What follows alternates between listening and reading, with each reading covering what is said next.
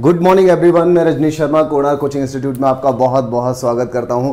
आज हम यहां पर मॉक टेस्ट, हिंदी की मॉक टेस्ट की सीरीज़ में आज तीसरी क्लास यहाँ पर स्टार्ट करने वाले हैं। और अब तक की जो 2 क्लासेस रही हैं उन दोनों क्लासेस में आप लोगों ने अपने रेस्पॉन्स दिए, कम ही लोगों ने रेस्पॉन्स दिए, लेकिन बहुत अच्छा लगा। और आगे भी मुझे उम्मीद है कि आप रेगुलर जिस तरह का मैंने पैटर्न आपके लिए दिया है कि हम 30 क्वेश्चंस का एक मॉक टेस्ट डेली लेकर के आ रहे हैं, और कल से ये मॉक टेस्ट मैं डबल करने वाला हूँ। मतलब पर डे आपके लिए 2 मॉक टेस्ट आने वाले हैं, और हो सकता है कि कल या परसों से आपके लिए जो अगला मॉक टेस्ट मिलेगा उसमें हम लाइव चर्चा करने वाले हैं। हो सकता है कि हम लाइव चर्चा करें। बिल्कुल तैयारियां हो चुकी हैं, लगभग सारी तैयारियां हो चुकी हैं, तो हम हो सकता है कि लाइव मिलने वाले हों। 1-2 दिन का समय लग रहा है, तो यहाँ पर हम स्टार्ट करने वाले हैं। अगर आप में से कोई भी ऐसा है, देखिए इसकी प्लेलिस्ट भी बनाई जा चुकी है। जितने भी मॉक टेस्ट हो रहे हैं उनको हम एक प्लेलिस्ट में उनको हमने शामिल किया हुआ है। तो प्लेलिस्ट में अब जैसा कि हमने जब उनको शामिल किया है तो पहली मतलब इस सीरीज़ में पहला, दूसरा, तीसरा, तो जितना भी हम आगे लेवल बढ़ाएंगे तो हर एक लेवल सिंपल से मॉडरेट और मॉडरेट से एकदम हम उसको टिपिकल की तरफ लेके जाएंगे। क्योंकि आने वाले टाइम में हमारे कुछ ऐसे एग्ज़ाम भी हैं, समीक्षा अधिकारी है और यूपीएसआई भी है, तो बहुत अच्छे कुछ ऐसे एग्ज़ाम भी आने वाले हैं। तो उनके हिसाब से भी हम इस मॉक टेस्ट को जारी रखेंगे और इससे बहुत भयंकर वाला फ़ायदा होगा, ज़बरदस्त फ़ायदा आपको मिलने वाला है। इस मॉक टेस्ट की सहायता से आपको बहुत ज़्यादा फ़ायदा मिलने वाला है, काफ़ी हेल्प आपको मिलेगी आपके अपने एग्ज़ाम में। तो अगर आप में से कोई भी ऐसा है जो चैनल पर नया है तो चैनल को सब्सक्राइब कर लीजिए, बेल आइकन को प्रेस कर लीजिए, जिससे आपको सभी नोटिफिकेशन समय से मिलते रहें। और यहाँ पर नोटिफिकेशन की बात ही नहीं है, एकदम भेजे में एक बात को अंदर उतार लीजिए और अच्छे से मन में एक बात समझ लीजिए, अपना एक शेड्यूल बना लीजिए कि डेली ये जो क्लास है, मॉक टेस्ट वाली जो क्लास है, डेली आपको इवनिंग में 8 बजे मिलती है। डेली इवनिंग में आपको 8 बजे ही मिलेगी। लाइव आना जब स्टार्ट होंगे तो भी हम आपको 8 बजे लेकर के ही उपस्थित हुआ करेंगे। ठीक है, चलिए, बाई चांस कभी टाइम चेंज होगा तो उसका नोटिफिकेशन पहले से ही दे दिया जाएगा, स्टेटस के थ्रू या जैसे भी पॉसिबल होगा आपको दिया जाएगा। ठीक है, तो चलिए खैर हम यहाँ पर स्टार्ट करने वाले हैं। तो सबसे पहला काम आपका क्या है, आप में से ज़्यादातर लोग जिन्होंने पहली और दूसरी क्लास को लिया होगा, पहले दूसरे मॉक टेस्ट को ले रखा होगा, तो उन सभी को पहले से ही पता होगा कि उन्हें करना क्या है। उन्हें करना क्या है कि उनको एक कॉपी ले लेनी है और एक पेन ले लेना है। तो कॉपी पेन लेकर के और उस पर 1 से 30 तक के नंबर्स आपको डाल लेने हैं। तो देखिए, मैं तो ये कहता हूँ कि आप एक काम करिए, सबसे पहले ना, जैसे आपका एक कोई भी आपकी कॉपी है तो उस कॉपी पे आप 1 to 30 तक के सारे नंबर्स पहले डाल लीजिए, 1 to 30। उसके बाद आपको क्या करना है, ABCD करना है। तो वही 1 to 30 वाला जो है वो आपका कई और आगे कई जो हमारी सीरीज चल रही है इसमें कई मॉक टेस्ट में काम करेगा। एक बड़ा सा पेज, मतलब डबल वाला पेज खोल लीजिए जिसमें स्टार्टिंग में 1 to 30 आप नंबरिंग कर लीजिए, और 1 to 30 के बाद में वही उसी पे आप आगे एक लाइन में आपका आज का टेस्ट होगा, एक लाइन में कल का टेस्ट हो जाएगा। इस तरह से आप सभी मॉक टेस्ट को कर सकते हैं। ठीक है, चलिए, और बाकी हमने कुछ ऐसे टॉपिक भी अभी चूज़ कर लिए हैं जिन टॉपिक को हम एक प्रॉपर तरीके से लेकर के आने वाले हैं। तो वो टॉपिक भी आपके सामने अभी पेश होने वाले हैं, 1-2 दिन में बहुत जल्दी आपके लिए मिलने वाले हैं। ठीक है, अगला एक मॉक टेस्ट हमारा रहेगा जो कंबाइंड हिंदी का होगा। कंबाइंड हिंदी का भी एक मॉक टेस्ट आपके सामने आने वाला है बहुत जल्दी, लेकिन सभी मॉक टेस्ट हमारे 30 क्वेश्चंस के ही आएंगे। ये बात तो मैंने आपसे पहले ही बोल दी थी। चलिए खैर, बहुत टाइम हो गया, स्टार्ट करते हैं। आज का देखिए हमारा जो पहला प्रश्न है बहुत ही सिंपल है, इंपॉर्टेंट है। देखिए कितना प्यारा सा सवाल है। प्रश्न संख्या 1 से 5 तक हमें क्या बताना है, पर्यायवाची बताना है, सिनोनिम्स बताना है। तो आप में से ज़्यादातर लोगों ने इसको क्लिक कर लिया होगा कि यहाँ पर बादल का जो पर्यायवाची है वो कौन सा होगा। बादल का पर्यायवाची बहुत ही इजी है। अगर आपने कभी मेरी क्लास ली हो जिसमें मैंने आपको पढ़ाया हो कि पर्यायवाची से रिलेटिव जो भी हमारी एक टॉप 100 वाली एक क्लास रही थी, अगर आपने पढ़ा होगा तो मैंने वहाँ पर आपको बताया था कि बादल का जो पर्यायवाची होता है वो सबके सब पानी से बनते हैं। तो पानी से बादल का, बादल और इसके साथ कमल के पर्यायवाची, कमल के साथ साथ हमने पर्यायवाची जो बताए थे आपको, समुद्र के पर्यायवाची बताए थे। ठीक है, तो इस तरह से कई चीज़ें हमने वहाँ पर रिलेट करके आपको बताई थी। अगर क्लास नहीं ली है तो एक बार सर्च कर लीजिए और क्लास को ले सकते हैं आप। बहुत अच्छे प्रश्न थे, बहुत अच्छा कंटेंट हमने उस समय चूज़ किया था।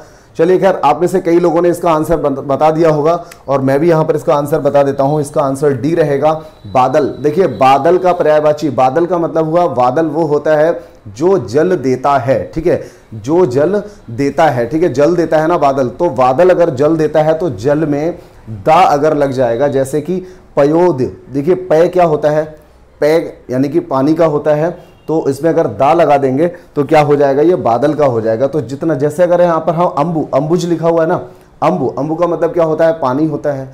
तो अगर इसमें भी हम अगर दा लगाएंगे तो ये भी बादल का हो जाएगा। जितने भी पानी के पर्यायवाची हैं अगर उन सभी में जा लगा देते हैं तो कमल के हो जाते हैं, दा लगा देते हैं तो बादल के हो जाते हैं, धी लगा देते हैं तो एक ये भंडारण को शो करते हैं, मतलब पानी का भंडार, यानी कि ये समुद्र के लिए हो जाएगा। ठीक है, चलिए खैर, तो ये प्रश्न आप सभी लोगों ने बना लिया होगा, सभी को आ गया होगा, सभी ने इसको सही आंसर इसका दिया होगा। अगला जो हमारा प्रश्न है, चांदनी का पर्यायवाची नहीं है। बहुत अच्छे से पढ़िएगा, चांदनी का पर्यायवाची नहीं है, इस बात को जरूर अच्छे से पढ़ लीजिए, क्योंकि आजकल जो एग्जाम आता है, एग्जाम में जो सवाल आता है वहाँ पर मैक्सिमम आपने देखा होगा कि आपको वो घुमाने की कोशिश करता है, और कई बार हम लोग ऐसी मिस्टेक कर जाते हैं कि चांद पर्यायवाची है या नहीं है, इसी में हम कंफ्यूज हो जाते हैं, मतलब अच्छे से पढ़ते नहीं है। कंफ्यूज होने वाली तो बात ही नहीं है, लेकिन हम उसको अच्छे से पढ़ते नहीं है। तो क्योंकि हमारा जो कंसंट्रेशन होता है वो सीधा सीधा हमारे ऑप्शंस पे होता है, हमारे सवाल पे होता है, हम उसकी शुरुआत को नहीं पढ़ते हैं, तो वहाँ पर कई बार ऐसी मिस्टेक हो जाती है। ऐसा मैं ऑफलाइन क्लास में भी कई बार देखता हूँ, जो टेस्ट होता है उस टेस्ट में कई बार इस तरह की गलतियाँ बच्चे करते रहते हैं। चलिए, तो अब देखिए चांदनी का पर्यायवाची इसमें जो नहीं है वो हमारा आंसर होगा। तो देखिए चांदनी का ज्योत्सना, कौमुदी और चंद्रप्रभा, मयंक, 4 ऑप्शन है आपके सामने। तो यहाँ पर ये सवाल आपका कैसे सही होने वाला है, कई लोगों ने इसका जवाब सही दे दिया होगा। तो इसमें या तो आपको बिल्कुल कंफर्म पता हो कि इसमें कोई एक ऐसा है जो चांदनी का पर्यायवाची नहीं है, चांदनी का पर्यायवाची नहीं है, और या फिर आपको 3 बहुत अच्छे से पता हो, तब आप इस सवाल को कर पाएंगे। तो ये काफ़ी इजी सवाल है। मयंक चंद्रमा का पर्यायवाची होता है, मयंक किसका पर्यायवाची होता है, चंद्रमा का पर्यायवाची होता है, और बाकी चंद्रप्रभा, कौमुदी और ज्योत्सना ये सभी चांदनी के पर्यायवाची हैं। ठीक है, तो ये प्रश्न भी आप लोगों ने कर ही लिया होगा, ये प्रश्न आप लोगों ने कर लिया होगा। लास्ट में जाकर के मुझे ये जरूर बताइएगा क्लास को छोड़ने से पहले कि आपके कुल कितने प्रश्न सही हुए। चलिए, तीसरा हमारा प्रश्न है, जिज्ञासा का पर्यायवाची शब्द नहीं है, जिज्ञासा का पर्यायवाची नहीं है। तो इसमें जो आंसर रहेगा वृत्तिका, वृत्तिका जो होता है एक तरह से लालसा के लिए कहा जाता है। तो जिज्ञासा मतलब उत्कंठा भी जिज्ञासा होती है, उत्सुकता, किसी चीज़ को जानने की भी उत्सुकता या फिर जिज्ञासा होती है। कुतूहल या कौतूहल ये शब्द भी जिज्ञासा के लिए ही प्रयोग किया जाता है। तो यहाँ पर वृत्तिका आंसर हो जाएगा। यहाँ पर ना डबल ता रहेगा, आधा ता भी आता है इसमें, तो वृत्तिका जो है वो जिज्ञासा के लिए हो जाएगा। ठीक है, जिज्ञासा का मतलब पर्यायवाची है, नहीं है। क्लियर? तो यहाँ तक का आपने कर लिया होगा। और देखिए आगे का जो मॉक टेस्ट अभी आने वाला है, मतलब आगे जो भी सीरीज ये चलेगी, तो इस सीरीज में हम एक काम और करने वाले हैं कि जितना डिस्कस हम यहाँ पर कर रहे होते हैं, ये डिस्कस का जो तरीका है ये भी हम थोड़ा चेंज करेंगे। ज़रूरत बहुत ज़्यादा रहेगी वहीं पर डिस्कस करेंगे, अदरवाइज सिर्फ आपका मॉक टेस्ट होगा, मतलब आपको जांचने के लिए। तो कोशिश में ये करूँगा कि यही 30 क्वेश्चंस हम और पहले कर पाएँ। हम 40 मिनट के आसपास हम टाइम ले रहे हैं अभी, तो ये 30 क्वेश्चंस जो हैं हम वहाँ पर 30 मिनट में ही कर पाएँ और आपके जवाब भी ले पाएँ। ठीक है, ये कोशिश मैं करूँगा। और कुछ ऐसे भी टेस्ट रहेंगे जिनमें थोड़ा ज़्यादा टाइम लग जाएगा, जहाँ मुझे आपके जवाब लेने होंगे, आपके जवाब पढ़ने होंगे, तो उस कंडीशन में थोड़ा समय ज़्यादा भी लग सकता है। चलिए खैर, झरना का पर्यायवाची नहीं है, झरना का पर्यायवाची नहीं है। तो बहुत ही सिंपल सा एक यहाँ पे एक शब्द है, नाव। तो आप सब जानते होंगे कि झरना का पर्यायवाची कभी नाव नहीं हो सकता। निर्झर होता है, स्रोत होता है, उत्स, ये भी झरना का ही पर्यायवाची है, लेकिन नाव कभी झरना का पर्यायवाची नहीं हो सकता। ये तो कोई भी छोटा बच्चा बता देगा, कोई भी 4th क्लास का बच्चा यहाँ पर इसको बता देगा। चलिए, अगला हमारा प्रश्न है, तोष का पर्यायवाची नहीं है। तोष, देखिए तोष क्या होता है, ये आपने जब तोष अकेला शायद ना पढ़ा हो, लेकिन आपने आशुतोष जरूर पढ़ा होगा, आपने आशुतोष जरूर पढ़ा होगा। देखिए आशुतोष का अर्थ क्या होता है, आशु का मतलब होता है शीघ्र और तोष का मतलब होता है प्रसन्न होना। तो शीघ्र प्रसन्न होने वाला यानी आशुतोष का एक दूसरा पर्यायवाची भी होता है। आशुतोष का एक पर्यायवाची होता है भोले शंकर, शिव शंकर, मतलब शंकर का भी एक पर्यायवाची आशुतोष होता है, क्योंकि ये माना जाता है कि आशुतोष यानी कि शंकर जी जो होते हैं वो बहुत शीघ्र प्रसन्न होने वाले होते हैं, इसीलिए इनको आशुतोष कहा जाता है। आशु मतलब शीघ्र और तोष मतलब प्रसन्न होना। ठीक है, तो यहाँ पर हम फिलहाल केवल तोष की बात कर रहे हैं, तो तोष का इसमें पर्यायवाची नहीं है। तो कौन सा वाला होगा जो इसमें तोष का पर्यायवाची नहीं होगा? ठीक है, चलिए देखिए, मैं आपको बता दूं, ये पे तुष्टि तोष का पर्यायवाची है, तृप्ति भी तोष का पर्यायवाची है, संतोष भी तोष का पर्यायवाची है, जबकि तृष्णा जो है, तृष्णा तोष का पर्यायवाची नहीं है। ठीक है, तो अगर आपने ये 5 प्रश्न अच्छे से कर लिए हैं तो आगे बढ़ते हैं और छठा प्रश्न अपना उठाते हैं। छठा प्रश्न क्या है, विलोम शब्द बताइए। यहाँ पर देखिए, सबसे पहला बहुत ही ज़्यादा ज़बरदस्त वाला सवाल मैं जैसे कहूँगा, इतना ज़्यादा इंपॉर्टेंट क्वेश्चन है कि ये किसी भी लेवल पे, सिंपल से हाई, किसी भी लेवल पे ये प्रश्न आपको देखने को मिल जाता है। तो इसको बहुत अच्छे से रट लीजिए कि स्थावर का जो विलोम होता है वो जंगम होता है। स्थावर का विलोम जो होता है वो जंगम होता है। जंगम या जंगम दोनों ही लिखे हुए मिल जाते हैं। स्थावर जंगम ये इसका विलोम होता है। बहुत ही भयंकर वाला इंपॉर्टेंट है। जितना इंपॉर्टेंट शाश्वत वाला सवाल था ना आपका, शाश्वत का नश्वर था, उतना ही इंपॉर्टेंट स्थावर का जंगम ये भी होता है। जितना इंपॉर्टेंट आपका ऋजु का वक्र था, उतना ही इंपॉर्टेंट शाश्वत का नश्वर है, उतना ही इंपॉर्टेंट स्थावर का जंगम भी है। ये मतलब ये सिर्फ 3 ही नहीं है। अगर हम टॉप 20 की बात करें, अगर हम केवल टॉप 20 ही विलोम शब्द अगर पढ़ें तो टॉप 20 में भी हम इन तीनों प्रश्नों को हटा नहीं सकते। ये टॉप 20 में आने वाले प्रश्न होते हैं, बहुत ज़्यादा इंपॉर्टेंट वाले होते हैं, एकदम भयंकर इंपॉर्टेंट। मतलब ये कभी भी एग्जामिनर की दृष्टि से बचते नहीं हैं, एग्जामिनर कभी इनको छोड़ नहीं पाता, तो हमेशा हमें इनको याद रखना चाहिए। सन्यासी का विलोम शब्द बताइए। सन्यासी समझते हैं ना, सन्यासी का विलोम शब्द हमें बताना है। देखिए, सन्यासी एक ऐसा व्यक्ति हुआ जिसे अपने घर गृहस्थी से कोई मतलब नहीं होता। तो सन्यासी का जो अपोजिट होगा वो ऐसा व्यक्ति होगा जो घर गृहस्थी से मतलब रखने वाला होगा। तो यहाँ पर सन्यासी का, वैसे तो भोगी भी सन्यासी का अपोजिट होना चाहिए, लेकिन यहाँ पर जो बहुत ज़्यादा सटीक है, जो बहुत ज़्यादा दिल को छूने वाला है, एकदम बहुत ही ज़्यादा कह सकते हो आप, जो एकदम तमीज से लिखा हुआ है या बहुत ही सुंदर सा हमें लग रहा है, एकदम एक बार में जच रहा है, वो क्या है, यहाँ पर ग्रस्त है। ठीक है, वो एकदम सटीक लग रहा है, क्योंकि सन्यासी जो होता है जिसको घर परिवार से कोई मतलब नहीं होता, लेकिन गृहस्थ जो होता है, गृहस्थ का मतलब होता है जो व्यक्ति घर में काम कर रहा है, घर में रह रहा है, घर के तौर तरीके के हिसाब से रह रहा है, तो ऐसे व्यक्ति को हम गृहस्थ बोलेंगे। ठीक है, तो सन्यासी का अपोजिट यहाँ पर क्या हो जाएगा, ग्रस्त हो जाएगा। चलिए, 7 सवाल हमने कर रखे हैं। 7 के बाद अगला सवाल देख लेते हैं क्या है। अगला है हमारा स्वकीया। देखिए, ये बहुत इंपॉर्टेंट वाला प्रश्न है, स्वकीया। इसका विलोम पूछा गया है और विलोम में स्वीकृत दे रखा है, अस्वीकृत दे रखा है। ये बात तो समझ में आ रही होगी कि स्वीकृत का तो अस्वीकृत ही होना चाहिए, लेकिन हमसे पूछा गया स्वकीया। तो कई लोग तो ऐसे होंगे जिनको स्वकीया का मतलब भी नहीं पता होगा, स्वकीया का मतलब भी नहीं पता होगा। तो देखिए, यहाँ पर इसका जो स्वकीया का सही विलोम आएगा वो परकीया आएगा। क्या आएगा, परकीया आएगा। क्या होता है, ये 1 वर्ड्स में भी पूछा जाता है। देखिए, मैं आपको वो चारों प्रश्न रिपीट करता हूं जो 1 वर्ड्स में बनते हैं, और वहीं से ये सवाल भी बना हुआ है। एक प्रश्न 1 वर्ड्स में बनता है कि ऐसी स्त्री जिसका पति मर गया हो तो उसको हम विधवा कहते हैं, या ऐसी स्त्री जिसका पति जीवित हो तो हम उसे सधवा कहते हैं, और ऐसी स्त्री जिसका पति विदेश से या बाहर से आने वाला हो तो उसे हम आगत पतिका कहते हैं, और ऐसी स्त्री जो चरित्रहीन हो उसे हम कुलटा कहते हैं, और ऐसी स्त्री जो अपना पति होने के साथ बावजूद भी किसी दूसरे पति के, दूसरे मर्द के साथ रहती हो तो ऐसी स्त्री को हम परकीया कहते हैं। तो आप समझ लीजिए कि परकीया का अपोजिट स्वकीया है, मतलब अपने पति के साथ रहने वाली स्वकीया और दूसरे के साथ रहने वाली परकीया। ठीक है, तो ये बहुत ज़्यादा इंपॉर्टेंट है। आपने समझ लिया होगा कि स्त्री से संबंधित कई ऐसे प्रश्न थे, और जब एक स्पेशल क्लास टॉप 50 बनाई जाएगी, टॉप 50 की क्लास भी आने वाली है, टॉप 50 या टॉप 80 रहेगी, क्योंकि कम पढ़ाने में मैं विश्वास नहीं रखता, इसलिए टॉप 50 से थोड़ा ऊपर ही चला जाऊंगा, टॉप 80 तक जा सकता हूं। तो लेकिन बहुत ही ज़्यादा इंपॉर्टेंट वाले प्रश्न मैं रखने वाला हूं, तो उस पर तैयारी चल रही है। बहुत जल्दी वो मेरी जो मेहनत है आपके सामने नज़र आएगी। चलिए, अगला हमारा सवाल है एकाधिकार। जल्दी से बताइए एकाधिकार का अपोजिट क्या होगा। बहुत जल्दी से जवाब अपना लिख लीजिए, क्योंकि अभी आप बता नहीं सकते, आप मेरे साथ जुड़े हुए नहीं हैं, चैट पे नहीं जुड़े हुए हैं।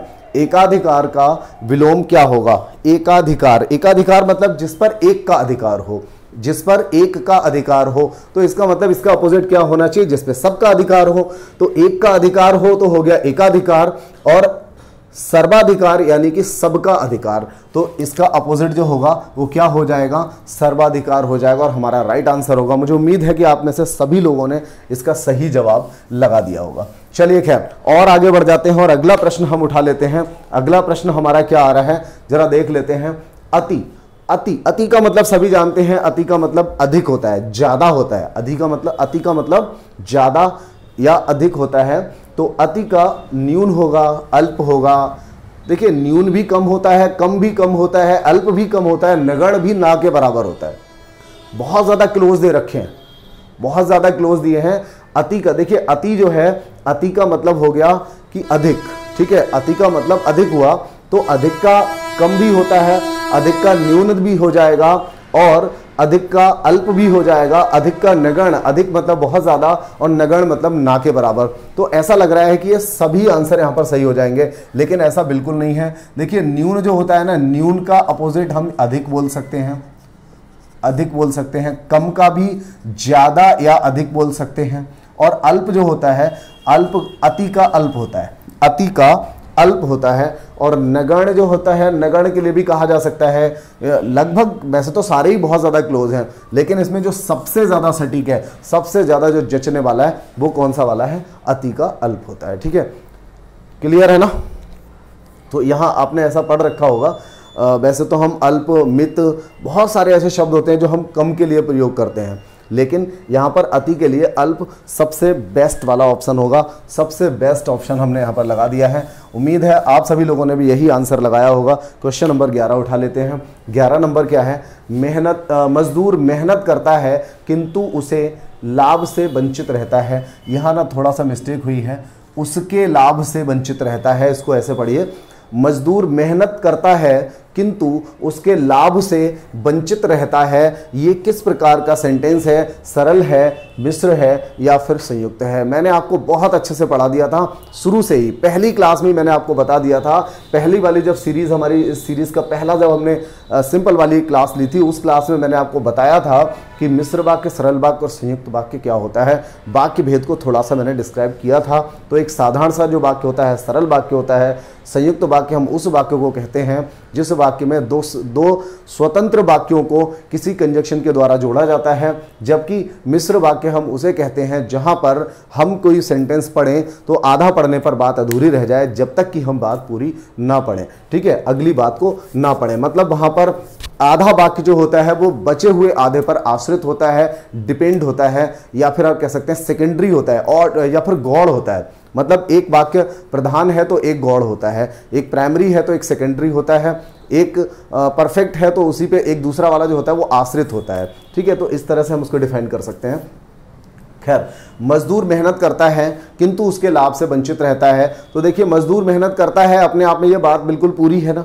मजदूर मेहनत करता है, मजदूर जो है मेहनत के लाभ से वंचित रहता है। हम इस तरह से इसको डिफाइन कर सकते हैं।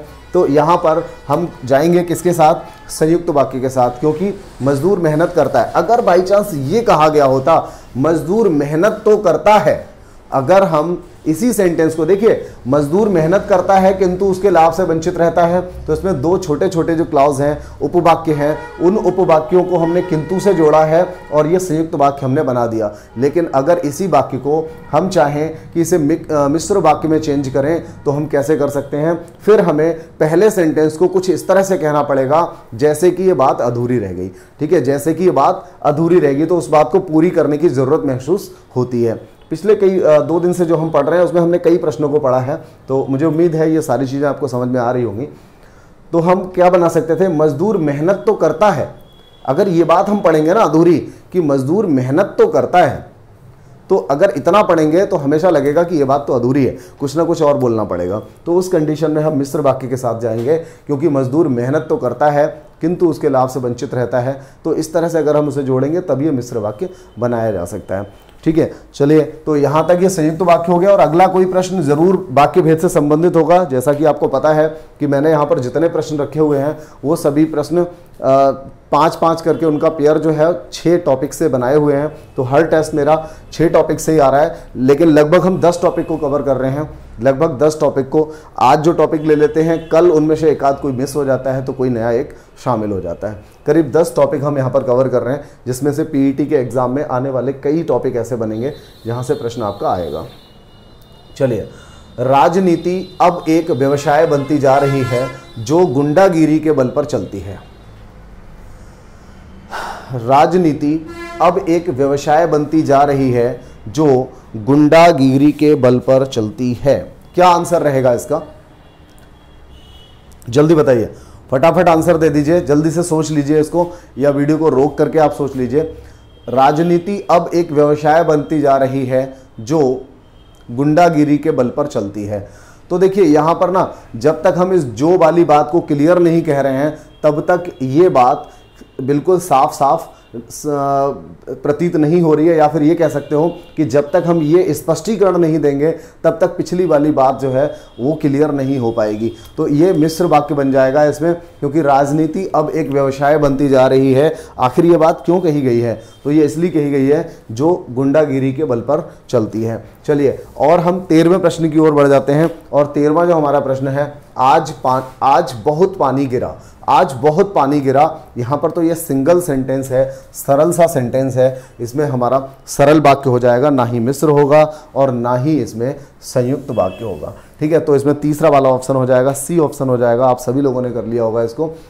चलिए, 14वां प्रश्न बहुत जल्दी बता दीजिए, बहुत ही भयंकर वाला इंपॉर्टेंट है ये। अच्छा है, कई बार ये रिपीट हो चुका है, बहुत बार रिपीट हुआ है ये वाला सवाल। लगभग हर छात्र ने इस सवाल को पढ़ा होगा, कहीं ना कहीं जरूर सुना होगा। तुलसीदास ने कहा कि विनाश काल में मनुष्य की बुद्धि भ्रष्ट हो जाती है। तो तुलसीदास ने कहा कि विनाश काल में मनुष्य की बुद्धि भ्रष्ट हो जाती है। तो इसमें कौन सा वाला वाक्य रहेगा ये? देखिए, अगर हम इसको पढ़ें कि तुलसीदास ने कहा, भाई तुलसीदास ने क्या कहा? जब तक हम ये बात पूरी नहीं बताएंगे, जब तक हमें बताने, तुलसीदास ने कहा कि क्या कहा भाई, इसको बताओ तो, पहले बात पूरी करिए। तो पूरी करेंगे, इसका मतलब यहां पर कौन सा वाला वाक्य हो जाएगा? मिश्र वाक्य हो जाएगा, क्योंकि तुलसीदास ने कहा कि, अब क्या कहा था उन्होंने, ये बात हम बताएंगे। जब पूरी बात पढ़ेंगे तभी इस बात का कोई अर्थ निकल पाएगा, इसीलिए यहाँ पर मिश्र वाक्य हो जाएगा। मुझे उम्मीद है आप सभी लोगों ने इसका आंसर सही लगाया होगा। क्वेश्चन नंबर 15 हम आधे पड़ाव पर आ चुके हैं, एक पड़ाव हमने क्लियर कर लिया अपना। 30 क्वेश्चन है, आधे प्रश्नों को हम कर चुके हैं। और हार्डली कितना टाइम लिया है ज़रा एक बार चेक करूं, तो अभी तक हमने 22 मिनट लिया है, जिसमें शुरुआत में इंट्रोडक्शन में थोड़ा टाइम लग ही जाता है। चलिए कोई बात नहीं, हम इसको 40 मिनट से भी पहले निपटाने की कोशिश करेंगे। वाक्य विग्रह का अर्थ है, वाक्य विग्रह। देखिए, वाक्य विग्रह का मतलब, विग्रह आप समझते हैं ना, अलग होना। विग्रह मतलब अलग होना या उसका प्रसार होना होता है। तो वाक्य विग्रह का अर्थ क्या है? शब्दों को जोड़ना। जोड़ना तो हो ही नहीं सकता, जोड़ना तो हो ही नहीं सकता। विग्रह का मतलब जोड़ना नहीं होता, उसको प्रसार करना, अलग करना होता है। समास का विग्रह होता है ना, ठीक है ना, समास विग्रह। तो शब्दों का जोड़ना बिल्कुल नहीं हो सकता। वाक्य की रचना करना मतलब वाक्य को बनाना, नॉट पॉसिबल, ये भी नहीं हो सकता। संधि और समास को बताना, ये कहाँ से जोड़ दिया इसमें? संधि और समास, संधि और समास को बताना भी नहीं हो सकता। तीसरा वाला आंसर पढ़ लेते हैं, वाक्य खंडों को अलग अलग करके उनका संबंध बताना, यही तो वाक्य विग्रह है। वाक्य खंडों को क्या करना है? अलग अलग करना है और उनका संबंध बताना है। यही तो मैंने आपसे कहा था, वाक्य विग्रह, विग्रह का मतलब अलग अलग करना होता है। तो अगर हम वाक्य को अलग अलग कर रहे हैं तो इसका मतलब यहाँ पर वाक्य विग्रह हो जाएगा। आप सबके सब लोगों ने राइट आंसर दिया होगा, मुझे उम्मीद है। चलिए, 16वां हमारा प्रश्न है, शुद्ध वाक्य का चयन करो। एकदम बच्चा वाले प्रश्न आ गए, बहुत ही सिंपल वाले आ गए, कोई भी बच्चा कर लेगा इसको, तो तीसरी क्लास का भी कोई बच्चा कर लेगा। शुद्ध वाक्य का चयन करिए, बस पढ़िए इसको जरा। भारत में अनेक जाति हैं। भारत में अनेक जाति हैं, भारत में अनेकों जाति हैं, भारत में अनेक जातियां हैं, भारत में अनेकों जातियां हैं। तो इसमें कौन सा वाला आंसर सही हो जाएगा? देखिए, सबसे पहली बात तो हम जब अनेक यानी कि ज़्यादा की बात कर रहे हैं, अधिक की बात कर रहे हैं, तो जाति केवल नहीं आएगा, जातियां आएगा। ठीक है, जाति वाला सही नहीं होगा, अनेक जातियां हैं, अनेक जातियां हैं वाला सही होना चाहिए। अब हमें यह देखना है कि भारत में अनेक जातियां वाला सही करें या अनेकों जातियां वाला सही करें, ये हमें देखना है। तो कई लोग इसमें अनेकों वाला सही कर रहे होंगे, कई लोग इसको अनेकों वाला सही कर रहे होंगे, लेकिन ये बिल्कुल नहीं होगा, अनेकों वाला सही नहीं होगा, तो यहाँ पर अनेक जातियाँ वाला सही हो जाएगा। क्योंकि एक प्रश्न अगर मैं सिंपल सा पूछता हूँ कभी कभार क्लास में कि बताइए भाई एक अनेक जो होता है, अनेक का बहुवचन बताइए। अगर मैंने कभी ऑफलाइन क्लास में पूछा तो 2-4 ऐसे प्यारे से बच्चे ज़रूर होते हैं जो अनेक को अनेकों कह देते हैं। भाई एक बात बता दो, अनेक तो खुद बहुवचन है, अनेक तो खुद एक का बहुवचन है। एक का बहुवचन क्या होता है? अनेक होता है। एक का मतलब एक, अनेक का मतलब एक से अधिक। जहाँ पर एक ना हो, एक से अधिक हो, वो अनेक होता है। तो एक से अधिक हो गया, अब उसमें भी अनेकों लगाने की क्या आवश्यकता है? तो यहाँ पर इसकी ज़रूरत नहीं है। मतलब एक का बहुवचन अनेकों होता है और अनेकों कोई शब्द नहीं होता। तो हम यहाँ पर किस आंसर के साथ जाएंगे? हम तीसरे आंसर के साथ जाएंगे, भारत में अनेक जातियाँ हैं। ठीक है, तो ये हमारा आंसर बिल्कुल ठीक हो जाएगा। 16 के बाद अब हम 17 नंबर पे आ जाते हैं। 17 नंबर पे आ जाते हैं। चलिए, शुद्ध वाक्य का यहाँ भी चयन करना है। हमारे को दिल्ली जाना है। देखिए, हमारे को दिल्ली जाना है बहुत ज़्यादा परफेक्ट नहीं लग रहा है, एकदम मस्त नहीं लग रहा है, तहजीब से नहीं बोला गया है। कुछ और देख लेते हैं। हमें दिल्ली जाना है, काफ़ी अच्छा लग रहा है, छोटा सा टिक लगा लेते हैं। हमें दिल्ली में जाना है, तो ये तो बिल्कुल ही गलत लग रहा है, क्योंकि हमें दिल्ली में जाना है का कोई मतलब नहीं है। हमें दिल्ली जाना है, ये सेकंड वाला ही ठीक लग रहा है। हमने दिल्ली जाना है, हमने दिल्ली जाना है, ये भी गलत हो जाएगा। तो हमारा बिल्कुल राइट आंसर जो रहेगा वो वी रहेगा, हमें दिल्ली जाना है। ठीक है, तो हमें दिल्ली जाना है बिल्कुल ठीक होगा, और उम्मीद है मुझे आप सभी लोगों ने यही आंसर लगाया होगा। चलिए, अगला प्रश्न उठा लेते हैं। अगला प्रश्न है हमारा, शुद्ध वाक्य का चयन करना है।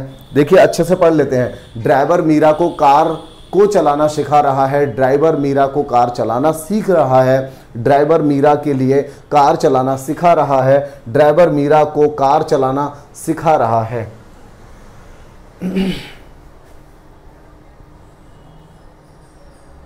ठीक है,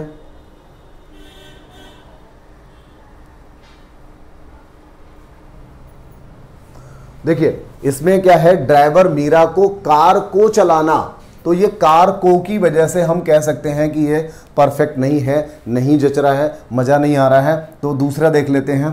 ड्राइवर मीरा को कार चलाना सीख रहा है, भाई सिखा नहीं रहा है, ये सीख रहा है, तो ये भी गलत हो गया। अब हमारा 2 ऑप्शन यहाँ पर हमारे बचते हैं। 2 ऑप्शंस में से हम देख लें कौन सा आंसर हमारा बिल्कुल ठीक होगा। ड्राइवर मीरा के लिए कार चलाना सिखा रहा है या ड्राइवर मीरा को कार चलाना सिखा रहा है, तो इसमें बिल्कुल जो राइट होना चाहिए, जो बिल्कुल जचने वाला है, वो कौन सा है? ड्राइवर मीरा को कार चलाना सिखा रहा है। ठीक है, तो इसमें राइट आंसर हमारा डी हो जाएगा। और इसके जैसे अभी 2 प्रश्न शुद्ध वर्तनी वाले, शुद्ध वाक्य वाले 2 प्रश्न अभी और हैं। उनमें से एक ये सवाल आया आपके सामने, सेकंड लास्ट सवाल इस टाइप का। शुद्ध वाक्य का चयन करना है। इतनी रात बीते आप कहाँ से आ रहे हैं। अगला है, इतनी रात बीता आप कहाँ से आ रहे हैं। इतनी रात बिता आप कहाँ से आ रहे हैं। इतनी रात हुआ आप कहाँ से आ रहे हैं। तो इनमें से जो शुद्ध है वो क्या है, बताइए ज़रा। देखिए, इतनी रात हुआ आप कहाँ से आ रहे हैं, मज़ा नहीं आया। इतनी रात बिता आप कहाँ से आ रहे हैं, ये इसमें भी मज़ा नहीं आया। इतनी रात बीता आप कहाँ से आ रहे हैं, तो इसमें भी मज़ा नहीं आया। इसका मतलब हमारा यहाँ पर राइट आंसर क्या होना चाहिए? फर्स्ट वाला होना चाहिए, इतनी रात बीते आप कहाँ से आ रहे हैं। बहुत ही अच्छा लग रहा है, एकदम सुंदर सा है, सिंपल सा सेंटेंस था, समझ लिया, सभी लोगों ने कर लिया होगा। अगला बता दीजिए। सब लोगों भले हैं, भीड़ में 4 जयपुर के व्यक्ति थे। मनुष्य ईश्वर की उत्कृष्ट मत कृति है। मत लिखा हुआ है, तम नहीं, उत्कृष्ट मत कृति है, वह सारे रहस्य प्रकट कर देगा। ठीक है, तो ये देखिए, सब लोगों भले हैं, तो ये हो नहीं सकता। मनुष्य ईश्वर की उत्कृष्ट मत कृति है, अगर तम लिखा होता तो शायद ये सही होता, तो ये भी गलत हो गया। भीड़ में 4 जयपुर के व्यक्ति थे, ये भी गलत है। जरा देखिए, कई लोग इसको भी सही कर रहे होंगे, कई लोग इसे भी सही कर रहे होंगे, तो ये भी गलत है। कैसे गलत है? भीड़ में 4 जयपुर के व्यक्ति थे या भीड़ में जयपुर के 4 व्यक्ति थे, कौन सा वाला ज़्यादा ठीक है? भीड़ में जयपुर के 4 व्यक्ति थे, ये वाला ज़्यादा सही होगा। तो यहाँ पर हम चौथे वाले आंसर के साथ जा सकते हैं, वह सारे रहस्य प्रकट कर देगा। ठीक है, सारे रहस्य को प्रकट कर देगा। तो राइट आंसर हमारा डी हो जाएगा। चलिए खैर, और आगे बढ़ते हैं। और आगे बढ़ जाते हैं। कांटा बोना का अर्थ क्या है? भेद प्रकट करना। देखिए कांटा बोना मतलब भेद प्रकट करना तो नहीं होगा, कांटा बोने से मतलब होता है कि किसी को नुकसान पहुंचाना, ठीक है। तो संदेह करना भी नहीं होगा, प्यार करना तो बनता ही नहीं है किसी कीमत पे। तो आंसर इसमें क्या रहेगा? हानि पहुंचाना या नुकसान पहुंचाना। कांटा बोना का मतलब हानि पहुंचाना या नुकसान पहुंचाना, ठीक है, बिल्कुल सही हो गया। अगला देखते हैं 22 नंबर क्या दे रहा है। देखिए 22 नंबर, ये मुहावरे पे आ गए हम लोग, ठीक है ना। कलम तोड़ना, ये तो बहुत ज़्यादा इंपॉर्टेंट है भाई, इतना इंपॉर्टेंट है कि ये कई बार पूछा जा चुका है, यूपीएसआई में भी आया है, कांस्टेबल में भी आया है। कलम तोड़ना का अर्थ क्या है? कलम तोड़ना, क्रोध दिखाना? जी नहीं, क्रोध में तो आप चाहें जो तोड़िए, लेकिन कलम तोड़ना क्रोध के लिए नहीं होता। बहुत सुंदर लिखना, भद्दी चीज़ें लिखना, भद्दी चीज़ें लिखना भी नहीं हो सकता। बहुत मेहनत करना का मतलब भी कलम तोड़ना नहीं होता। हाँ, यहाँ पर बहुत सुंदर लिखना ये ज़रूर हो जाएगा, बहुत सुंदर लिखना। अब देखिए एक बात यहाँ पर समझ लीजिए, एक बात यहाँ पर समझ लीजिए। देखिए मैं 3 सेंटेंस लिखता हूँ। एक तो बहुत सुंदर लिखना, एक मैं लिखता हूं अनूठी, अनूठी उक्ति, अनूठी उक्ति लिखना। एक मैं यहां पर लिखता हूं मौत की सजा या फांसी की सजा, फांसी की सजा सुनाना, ठीक है, फांसी की सजा सुनाना। क्या हो जाएगा? बहुत सुंदर लिखना। कलम तोड़ना का बहुत सुंदर लिखना भी हो जाएगा। अनूठी युक्ति लिखना, अनूठी युक्ति का मतलब कुछ स्पेशल लिखना भी हो जाएगा। और फांसी की सजा सुनाना, इसके लिए भी ये हो जाएगा।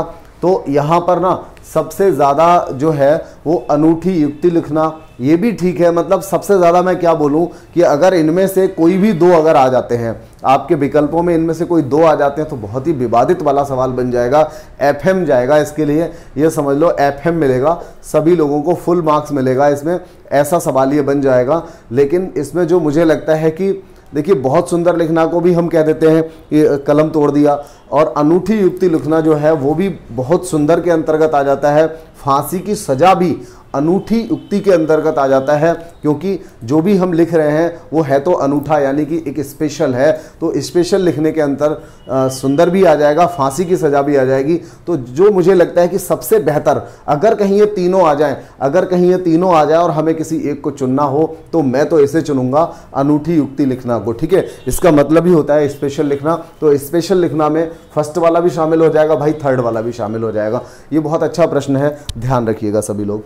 चलिए और अगला प्रश्न उठा लेते हैं हम, 23 नंबर लगाइए ज़रा। अगला प्रश्न देख लेते हैं कौन सा प्रश्न है अगला। अगला प्रश्न देखिए क्या है? कौड़ी को ना पूछना, कौड़ी को ना पूछना। इसमें कई लोग कंफ्यूज हो सकते हैं, थोड़ा सा समय ले लीजिए, बता दीजिए बहुत जल्दी से इसका क्या आंसर रहेगा, जल्दी से बता दीजिए।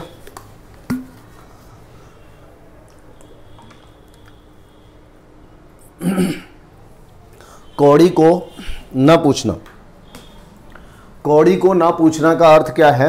मदद ना करना। देखिए पहले तो कौड़ी को ना पूछना का अर्थ ही समझ लीजिए, तभी तो आगे की बात समझ पाएंगे। देखिए यहां पर कौड़ी को ना पूछने का मतलब है कौड़ी के भाव ना पूछना, कौड़ी के भाव भी ना पूछना। कौड़ी को माना जाता है कि सबसे सस्ती चीज है, तो कौड़ी को ना पूछना यानी कि कौड़ी का मोल भी ना लगाना। तो अब इसमें मदद ना करना ये तो नहीं हो सकता, निमंत्रण ना देना ये भी उतना ज़्यादा परफेक्ट नहीं है, खतरे से बचाना ये तो हो ही नहीं सकता। जिस व्यक्ति को हम कौड़ी के समान भी नहीं समझ रहे हैं वो खतरे से हम उसे क्यों बचाएंगे? निकम्मा समझना, तो ये हो जाएगा, निकम्मा वाला हो जाएगा। कौड़ी को ना पूछना यानी कि हमने उसको इतना बेकार समझ लिया कि कौड़ी के भाव भी उसको नहीं समझा, यानी बहुत सस्ता भी नहीं समझा, यानी कि निकम्मा, बेकार, फालतू, इस तरह के शब्द। निकम्मा समझना, बेकार समझना या बिल्कुल ही उसको फालतू समझना, ये वाला सेंटेंस जो है, ये वाला जो मुहावरा है उसके लिए अर्थ हम निकम्मा समझना, फालतू या फिर बेकार समझना यहाँ पर लगा सकते हैं। अगला है गाल बजाना। गाल बजाना का मतलब पिटाई करना। हाँ बिल्कुल ठीक है, गाल ही बजाए जाते हैं जब पिटाई करी जाती है। तो गाल बजाना का पिटाई करना तो खैर नहीं हो सकता, मजाक की बात थी वो। गाल बजाने का मतलब क्या होता है? गाल बजाने से मतलब होता है बहुत ज़्यादा बोलना, ठीक है। ऐसे समझिए। हालांकि बहुत ज़्यादा बोलने का मतलब वाचाल होता है, ये मैंने आपको कल वाली क्लास में बताया था, कल वाली में बताया था या शायद आज वाली में आएगा पता नहीं। गाल बजाना मतलब कल बताया था। गाल बजाना मतलब पिटाई करना। देखिए गाल बजाने का मतलब बहुत ज़्यादा जो बोलेगा तो हम उसको बोल सकते हैं क्यों बिना वजह गाल बजा रहा है, तो बिना वजह गाल बजा रहा है तो वहाँ पर पिटाई करना नहीं हो सकता, क्रोधित होना भी नहीं हो सकता, गाली देना भी नहीं हो सकता, डींग हाँकना हो जाएगा। डींग हाँकने से मतलब होता है कोई व्यक्ति बहुत ज़्यादा बोल रहा है, अपनी ही सुनाए जा रहा है, तो वहाँ पर हम उसको कह रहे हैं गाल बजाना या डींगे हाँकना, ये बिल्कुल इसके लिए सही हो जाएगा। ठीक है, तो इसमें राइट आंसर हमारा डींग हाँकना हम यहाँ पर रख सकते हैं। ठीक है, बिल्कुल सही है। और अगला सवाल ले लेते हैं। 24 नंबर के बाद अगला सवाल ले लें। 25 नंबर देखिए आपके सामने आ गया। घुटने टेक देना का अर्थ क्या है? घुटने टेक देना, देखिए घुटने टेकने का मतलब होता है सरेंडर कर देना। घुटने टेक देना, किसी के सामने घुटने टेक देने का मतलब सरेंडर कर देना, हार मान लेना। तो यहाँ पर विवाह करना नहीं हो सकता, याद करना नहीं हो सकता, कायर होना नहीं हो सकता, हार मानना। देखिए जरूरी नहीं है कि कोई व्यक्ति कायर होगा वही घुटने टेकेगा, ऐसा नहीं है। तो हार मानना घुटने टेकना का बिल्कुल सही अर्थ हो जाएगा। तो अब देखिए हमने लास्ट टॉपिक एक हमारा कोई बचा हुआ है, कौन से टॉपिक से लिए हैं ये तो देखने से ही पता चलेगा। क्वेश्चन नंबर 26 से। अच्छा, ये एक सवाल आया आपके सामने, यहाँ पर देखिए ये हमने आज की इस क्लास में पहली बार हमने लोकोक्तियों को भी यहाँ पर लिया है, और अच्छा है कि मुहावरे लोकोक्ति दोनों ही एक साथ हम यहाँ पर पढ़ रहे हैं, थोड़ा सा अच्छे से समझ में आएगा। क्या है, ये कहावतें होती हैं। लोकोक्ति मतलब ये कहावतें होती हैं, और इन कहावतों का भी अर्थ हमें उसी तरह निकालना होता है जैसे कि हमने मुहावरे का निकाला। तो ऐसा उत्तर प्रदेश पुलिस में भी प्रश्न आ चुका है, मुझे याद भी है एक प्रश्न आया था, काठ की हांडी बार बार नहीं चढ़ती। काठ की हांडी बार बार नहीं चढ़ती, ये एक प्रश्न आया था, बहुत ही पॉपुलर है, अच्छा है। काठ की हांडी से वहाँ पर मतलब होता है कि काठ की जो हांडी है उसको आप एक बार तो चूल्हे पे रख सकते हैं, जब वो जल जाएगी तो वो बार बार नहीं चढ़ती। मतलब कोई भी व्यक्ति एक बार तो आप उसे जैसे चाहे परेशान कर सकते हैं, बार बार आप उसे परेशान नहीं कर सकते, या फिर आपका जो दुर्व्यवहार है वो हमेशा नहीं चलेगा। एक बार आप किसी के साथ अन्याय कर सकते हैं, दोबारा से आप उसके साथ नहीं कर सकते। तो वो अलग अलग लैंग्वेज में आपके आंसर्स जो होते हैं वहाँ दिए रहते हैं, उनके हिसाब से आपको अपना जवाब देना होता है। एक तो करेला दूजा नीम चढ़ा, क्या मतलब हुआ इसका?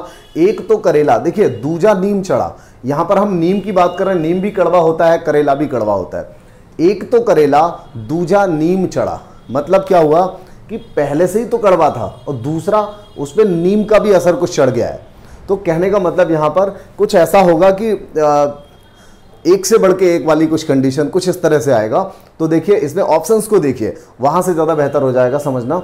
दोगुनी फायदेमंद वस्तु, देखिए दोगुनी फायदेमंद वस्तु तो नहीं होगा, ये तब होता है जब हम कहते हैं कि आम के आम गुठलियों के दाम, तब कहा जाता है दोगुनी फायदेमंद वस्तु। ठीक है, वो नहीं हो सकता।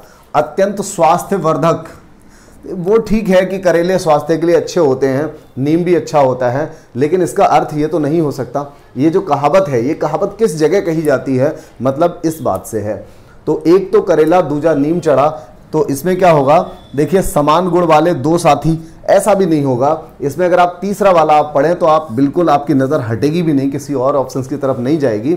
बुरे के साथ और बुरे का मेल, करेला यानी कि कड़वापन जो है उसकी बुराई ही होगी, उसकी हम बुराई मानेंगे, उसका एक नेगेटिव वाला गुण है कि वो कड़वा है, इसलिए इसको कम लोग पसंद करते हैं। बुरे के साथ और बुरे का मेल, यानी कि एक तो ये खुद से करेला था और दूसरा ये किसके साथ चला गया, नीम के साथ चला गया, तो मतलब बुरे के साथ और बुरे का मेल यहाँ पर हो गया। तो इसका बिल्कुल सही जवाब ये हो जाएगा। बहुत ही अच्छा वाला, एक अच्छी सी कहावत थी, बढ़िया एक सवाल आपने अभी किया। चलिए, ये भी बहुत अच्छी कहावत है, ये भी बहुत जगह आपने सुनी होगी, न साबन सूखा न भादों हरा। कहावत का क्या अर्थ है? न साबन सूखा न भादों हरा, मतलब ना तो सावन में सूखा है और ना ही भादों में हरा है। कहने का मतलब सदैव एक सी स्थिति रहना या सदैव एक समान रहना। ठीक है, न सावन में सूखा और न भादों में हरा, यानी कि सदैव एक जैसा रहना। तो सदैव प्रसन्न रहना तो नहीं हो सकता। देखिए ये जरूरी नहीं है कि हम कोई प्रसन्न व्यक्ति है उसके लिए ये बात बोलेंगे, कोई दुखी है तो भी हम कह सकते हैं। एक व्यक्ति जो हमेशा बीमार रहता है तो हम उसको भी कह सकते हैं ना ये सावन में सूखता है ना भादों में हरा, यानी कि जैसा है वैसा ही रहता है। तो सदैव प्रसन्न रहना भी जरूरी नहीं है, दुख सुख का तो मतलब ही नहीं है, वो तो हमेशा एक जैसा रहता है। सदैव सुखी रहना ये भी नहीं हो सकता, सुखी रहना प्रसन्न रहना तो एक ही बात है। तो सदैव एक सी मानसिक स्थिति में होना यानी कि सदैव एक सा रहना, हमेशा एक जैसा व्यवहार जो होता है वो न साबन सूखा न भादो हरा के लिए बिल्कुल सही अर्थ साबित हो जाएगा। चलिए अगला प्रश्न, हम बिल्कुल आखिरी प्रश्नों की ओर जाने वाले हैं। पानी पीकर कोसना, बहुत जल्दी बता दीजिए इसका क्या होगा, जल्दी से टिक कर लीजिए क्या हो जाएगा इसका राइट आंसर। 40 मिनट तक हम पहुंच गए हैं, जल्दी से अगले 2 मिनट में ख़त्म करते हैं। पानी पीकर कोसना, स्वार्थ की बात करना, पानी पीकर अमंगल चाहना, ये तो बिल्कुल नहीं, सेम अर्थ तो हो ही नहीं सकता।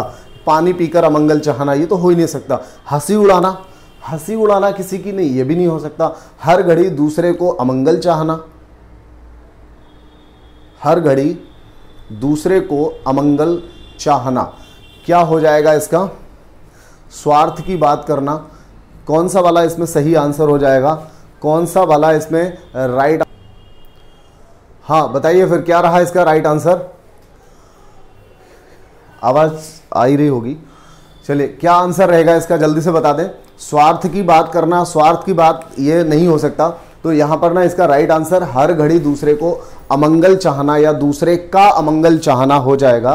कहने का मतलब पानी पीकर कोसना यानी कि हमेशा ही कोसना, ठीक है, इस तरह का अर्थ रहेगा। तो हर घड़ी दूसरे का अमंगल चाहना यानी कि बुरा व्यवहार किसी व्यक्ति के साथ हमेशा करना, इस तरह से आप मान सकते हैं। चलिए अगला है पौ बारह होना। देखिए कभी भी ये कहावत जब कही जाती है तो पौ बारह होना यानी कि बहुत होना, पौ बारह यानी कि जिसकी कमी ना हो, बहुत भयंकर, बहुत ज़्यादा होना। तो पौ बारह होने का मतलब दाव हारना नहीं, कार्य सिद्ध होना नहीं, लाभ ही लाभ, ये बिल्कुल इसमें सही आंसर हो जाएगा। आप में से सभी लोगों ने आंसर इसका लगा दिया होगा। पौ बारह होना मतलब लाभ ही लाभ होना, यानी कि फायदे ही फायदे में रहना, उसको हम कहेंगे कि ये चीज़ तो बिल्कुल पौ बारह है, यानी कि बहुत है, ठीक है। तो अब 29 नंबर के बाद हम और आगे बढ़ जाते हैं और हमारा एक आखिरी सवाल यहाँ पर रहेगा। आखिरी सवाल उठा लेते हैं हम। तो आखिरी जो हमारा सवाल है वो क्या है? शैतान की आंत। भाई ये भी सवाल ना इतना इम्पोर्टेंट है, कुछ कहा नहीं जा सकता, बहुत ज़्यादा इम्पोर्टेंट है। शैतान की आंत, मुहावरे का अर्थ क्या होगा? शैतान की आंत, देखिए शैतान, अब मैं बाद में बताऊंगा, पहले आप देख लीजिए, मैं केवल पढ़ देता हूं, जल्दी से आप अपना आंसर लगा लीजिए। अत्यंत धूर्त व्यक्ति, अत्यंत नगण्य वस्तु, बहुत लंबी वस्तु, अत्यंत लाभदायक वस्तु। तो देखिए शैतान की आंत, आंत बहुत लंबी होती है, इसीलिए उन्होंने लिखा है कि बहुत लंबी वस्तु, लेकिन ये आंसर नहीं होगा, ठीक है। शैतान की आंत, आंत लंबी होती है मानता हूं, लेकिन बहुत लंबी वस्तु, हम सिर्फ शैतान की आंत को इसका आंसर नहीं हो सकता। अत्यंत लाभदायक, शैतान की आंत कभी लाभदायक हो ही नहीं सकती। अत्यंत नगण्य वस्तु, अत्यंत नगण्य यानी कि ना के बराबर, तो शैतान की आंत है तो हम उसको ना के बराबर कैसे कह सकते हैं? इसका आंसर जो रहेगा, रट लो इसे, रट लो। अगर ये कभी भी आपसे कोई पूछे तो आप इसको सीधा सीधा आप बता दोगे, अत्यंत धूर्त व्यक्ति। शैतान की आंत का मतलब होता है, जब भी हम किसी व्यक्ति को ऐसा बोलते हैं, तो जब भी कोई बहुत ज़्यादा चालाक, बहुत ज़्यादा फितरती टाइप का व्यक्ति होता है तो हम उसको कहते हैं शैतान की आंत है ये। तो इसका मतलब अत्यंत धूर्त व्यक्ति है, ये एक दूसरे प्रकार का व्यवहार वाला व्यक्ति होता है जिसको हम कहते हैं। तो शैतान की आंत के लिए सबसे सटीक वाला जो जवाब है वो यही है, और बहुत ज़्यादा टाइम रिपीट होने वाला सवाल भी यही है। तो आप इस सवाल को याद रखिए, अच्छे से याद रखिए, हमेशा के लिए कभी नहीं भूलिएगा, क्योंकि ये प्रश्न कहीं ना कहीं आपको ज़रूर मिल जाएगा, ठीक है। तो यहाँ तक हमने अभी 30 क्वेश्चंस को किया। अब बहुत जल्दी से सारे लोग काउंटिंग करके जवाब डाल दीजिए कि आपके इसमें कितने प्रश्न रहे हैं। बहुत जल्दी से जवाब डाल दीजिए कितने प्रश्न आपके सही हुए आज की इस क्लास में, कितने प्रश्न आपके सही हुए आउट ऑफ 30 में से आपने कितने नंबर लाए हैं? आप जल्दी से इसका जवाब मुझे बता दीजिए, ठीक है। अगर आपके 30/30 हैं तो 30/30 लिखिए, 30 में से 30 लिख दीजिए अगर आप ये नहीं कर सकते, अदरवाइज आप ऑब्लिक तो लगा ही सकते हैं। 26 है तो 26/30, 27 है तो 27/30, इस तरह से आप डाल दीजिए। और बताइए क्लास कैसी लग रही है आपको? इसी तरह से आगे भी अगर मिलेगा तो ये हेल्पफुल सेशन रहेगा आपके लिए या नहीं रहेगा, ये भी बता दीजिए। क्योंकि स्टार्टिंग की क्लास को मैंने देखा, उसमें जो बच्चों ने कमेंट किया, कुछ ही बच्चे थे जिन्होंने कमेंट किया है। अच्छा लगता है जब आप लोगों के कमेंट आते हैं, पता चलता है कि हम जो मेहनत कर रहे हैं वो आप लोगों तक पहुंच रही है या नहीं पहुंच रही है। तो वो सीधा सा एक माध्यम है कि जब आपके कमेंट्स आते हैं तभी ये बात पता चल पाती है। चलिए, तो एक काम और करिए, क्योंकि मैंने आपको बोला था कि बहुत जल्दी हम लाइव सेशन स्टार्ट करने वाले हैं। तो लाइव सेशन जब स्टार्ट होगा उससे पहले कम से कम अपने परिवार को बढ़ा लीजिए, थोड़ा सा लोगों में शेयर कर देंगे अगर वीडियोस को, तो लोगों को पता चल जाएगा कि एक 8 बजे का टाइम रहता है जिस समय पे मैं लाइव आने वाला हूं। तो लाइव में आप लोगों के जवाब भी मैं ले सकूंगा, क्योंकि अभी टेस्ट होने वाले हैं, तो टेस्ट में मैं जवाब ही लूँगा। और आगे चल के जैसे ये PET का एग्ज़ाम ख़त्म हो जाएगा उसके बाद हम कुछ नया पैटर्न स्टार्ट करेंगे, जिसमें हम आपके कुछ टॉपिक होंगे जिनको हम पहले ही आपको बता देंगे कि हम कौन कौन से टॉपिक किस सीरीज़ में करने वाले हैं। चलिए ठीक है, तो अभी ये हम हिंदी की सीरीज़ है, ये चलती रहेगी, और रीजनिंग की सीरीज़ को भी मैं बहुत जल्दी स्टार्ट करने वाला हूँ। बहुत जल्दी आपके सामने होगी रीजनिंग की वो सीरीज़, जो हम क्वेश्चन 30 या 20 क्वेश्चन का जहाँ तक लेकर के आएंगे, क्योंकि हिंदी में समय कम लगता है, रीजनिंग में टाइम थोड़ा सा ज़्यादा लग जाता है, तो उसको भी लेकर के आएंगे। लेकिन हिंदी या GS इस टाइप के जो होते हैं इनके तो मॉक टेस्ट काफ़ी ईजी होते हैं इनको लगाना। और रीजनिंग या मैथमेटिक्स में मॉक टेस्ट जिस तरीके से मैं एक रिकॉर्डेड क्लास बना रहा हूँ, तो इस रिकॉर्डेड क्लास को आप फ़ायदा तभी ले सकते हैं जब आप ईमानदारी से वीडियो को रोक करके उनको करें। तब तो हम मैथमेटिक्स का भी यहाँ पे क्लास ले लेंगे, कोई दिक्कत नहीं है, क्योंकि वीडियो को आपने रोक लिया, सवाल आपके सामने है, आप सवाल सॉल्व करेंगे। नहीं समझ में आया तो मैं वहाँ पर बताऊँगा, ठीक है, तुरंत ही मैं बताऊँगा, क्योंकि आपने वीडियो को रोक रखा है। मैं बहुत ज़्यादा टाइम तो नहीं रोक सकता उसमें, क्योंकि मुझे रिकॉर्डेड क्लास लेनी होती है और मुझे नहीं पता कि आप किस समय इस क्लास को कर रहे हैं, कितना आप टाइम दे रहे हैं, किस तरीके से आप इसको पढ़ रहे हैं। चलिए ठीक है, तो मिलते हैं अगली क्लास में, तब तक के लिए धन्यवाद।